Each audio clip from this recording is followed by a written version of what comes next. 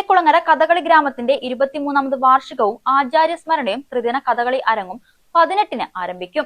18-ന് രാവിലെ കഥകളി ആചാര്യൻ പത്മഭൂഷൺ കലാമണ്ഡലം രാമൻകുട്ടി നായരുടെ 101ാം ജന്മവാർഷികം ആഘോഷിക്കുമെന്നും കഥകളി ആശാൻ കലാമണ്ഡലം വെങ്കിട്ടരാമൻ വാർത്താസമ്മേളനത്തിൽ പറഞ്ഞു.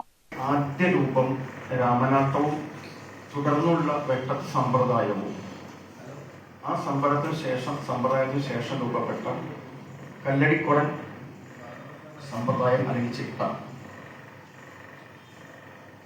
പാലക്കാട് ജില്ലയിൽ ജനിച്ച ആ സമ്പ്രദായം പാലക്കാട് ജില്ലയിലില്ല, കേരളത്തിലുമില്ല എന്നതാണ് വസ്തുത.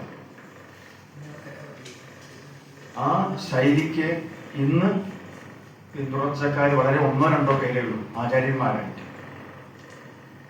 അവരാണെങ്കിൽ പഠിപ്പിക്കുന്നത് ചെന്നൈ അടയാറിലാണ്, അടയാർ കലാക്ഷേത്രമാണ് അവർ ഈ ചിട്ട പഠിപ്പിക്കുന്നത്, ഈ കല്ലടിക്കോടൻ ചിട്ട പഠിപ്പിക്കുന്നത്.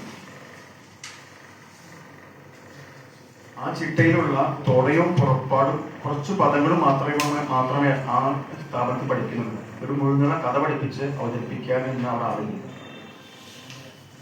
അപ്പൊ അത്തരമൊരു ശൈലി നമ്മുടെ സംസ്കാരത്തിന്റെ ഭാഗമായി ജനിച്ചത് നാമാവശേഷമായിക്കൂടാ എന്നൊരു തിരിച്ചറിവ് ഞങ്ങൾക്ക് ഉണ്ടായതുകൊണ്ട്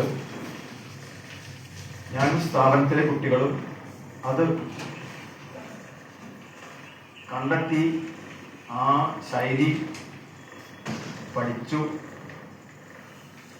അതിലെ ഗതിവിഗതികൾ മനസ്സിലാക്കി, അതിന്റെ പ്രാധാന്യം ഉൾക്കൊണ്ടു.